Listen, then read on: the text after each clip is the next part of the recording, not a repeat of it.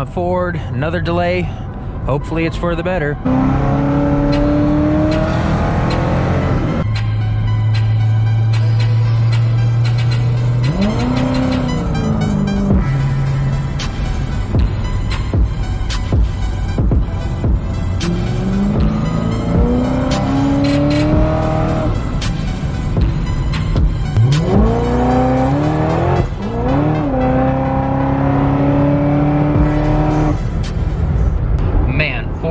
Likes to tease us all, don't they?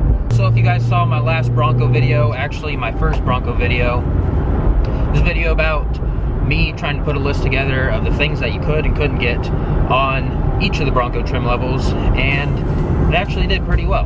Better than I expected it to. I also forgot to mention in that video that I would be providing updates of me going through the ordering process. I put that as a pinned comment. So I was getting ready to make a video about things you should know before ordering or building your Bronco, because that was supposed to be coming up on December 7th. And then the news comes out that order dates are being pushed back to mid-January. So I guess it's all the better because we now have more time to decide what we want on our Broncos. Hopefully they'll provide a couple of updates. They said that they'll continue to listen to the demands of the customers. One of the updates is black interior option on the first edition. So hopefully they'll add signature lighting to the black diamond. So let's go ahead, get straight home, get straight to the video, and talk about some of the things that you should know before ordering your Bronco. But first, one more poll.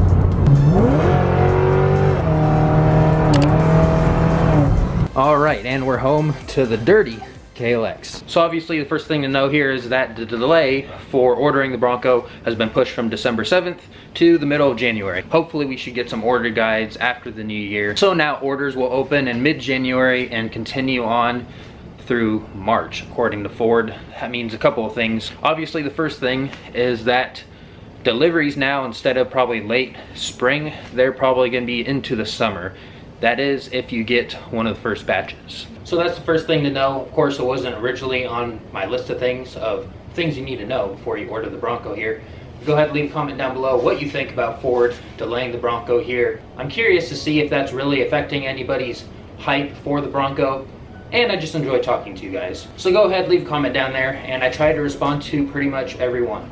So the first thing on my original list was delivery dates. So luckily for me, I put in my reservation on the 14th of July, which was one day, I believe, after the reservations went live. I was contemplating whether or not to put a reservation in because I was thinking, do I really want to pursue this? I definitely need something to tow with so I can haul my bikes around. So I went ahead and put it in on the 14th. So that means I'm relatively early because I think the website also crashed when they opened the reservations. So for those who put the reservation in early, that means that they should get an early allocation. But what does that mean for a late reservation holder? Say if you did it in August, September, that means now with the delay in ordering, pushing back the first orders to sometime in summer 2021, let's just say June at the earliest, that means those with later reservations could get pushed back to August, September, October, and well, due to the high demand, if a lot of those are actually converted over to orders,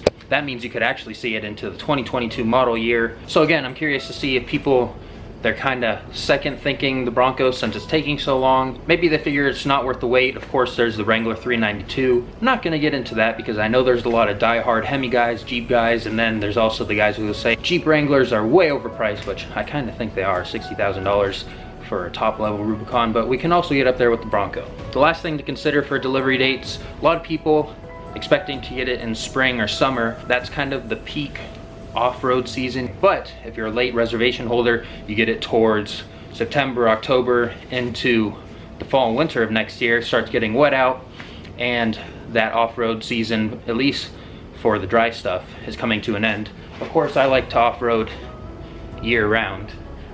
Just gets a little bit dirtier in the wetter months. Maybe that's not a factor for some people, but I kind of thought about it because me being in school, getting the Bronco into the summer, I'll be able to drive it around a lot more. And of course, I'd be able to haul my motorcycles around in that dry season to the desert and whatnot. Besides towing my motorcycles, of course, I'd like to take it off-road. Up here in Oregon, we have pretty much every type of terrain that you could ever want to off-road on. We have the Tillamook State Forest, we have the sand dunes, we have Sand Lake. I've taken my motorcycle there, and then we have Florence as well, high-speed desert stuff, and then we even have Coos Bay where there's Huckfest, UTV takeover, all that fun stuff. So the next thing you should know is that they're gonna try and adhere to reservation orders. So like I was saying, early reservation holders should be able to get theirs first. Later ones, of course, are gonna get them later. But this, of course, all depends on some late availability options. To name a few of those, dual tops, painted black top, the slide out tailgate, and the flip down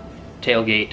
Most of those things you should be able to get from Ford parts, Ford accessories. But most recently announced, the Man Squatch, the manual Sasquatch, that is getting delayed until the 2022 model year. So for those who want a manual, or those purists who want the manual, the crawler gear, all that, they're gonna have to wait until 2022, which I can imagine is probably a bummer for a lot of people, because a lot of people were looking forward to getting that crawler gear, the 94:1 crawl ratio. I myself, I like the 10 speed, that's kind of just my personal opinion. So like I said earlier in the intro of the video, Ford has said that they've been continuing to listen to customer demands. For example, they're gonna add a black interior option for the first edition customers. Like I'll talk about in a little bit, if Ford continues to listen to customer demands, hopefully they'll add some options that you can't get on the lower trim levels to make it your own. They kind of force you to get the upper trim levels if you want certain options. So there you go, item number 2, reservation orders. They're gonna try and adhere to them as much as possible, is the word going around here. But the way things are going, things could change. Now point number 3, as I've been saying throughout this video, if you have a later reservation order, you might get pushed into 2022. If you have a manual Sasquatch late availability options, you might get pushed back as well. But that might not necessarily be a bad thing for some buyers, because a lot of people have been complaining about how the Bronco has lack of features. You can't option it how you want, and you're forced to buy the upper trim levels if you want certain features. I talked a little bit about that in my first Bronco video. Like I said, I'll put that link up there for you guys. But for example, if you want the sway bar disconnect, you're limited to the Badlands in the first edition. If you want signature lighting, you can only get it on the Big Bend, and then you skip the Black Diamond, go to the Outer Banks, and of course the above trim levels, things like marine grade vinyl. The 12-inch touchscreen, it's not an option for the lower trim levels. The first trim level is the Outer Banks. So it may not be a bad thing for some people to get their Bronco later or into 2022, because Ford has said that there's going to be an update to the build and price.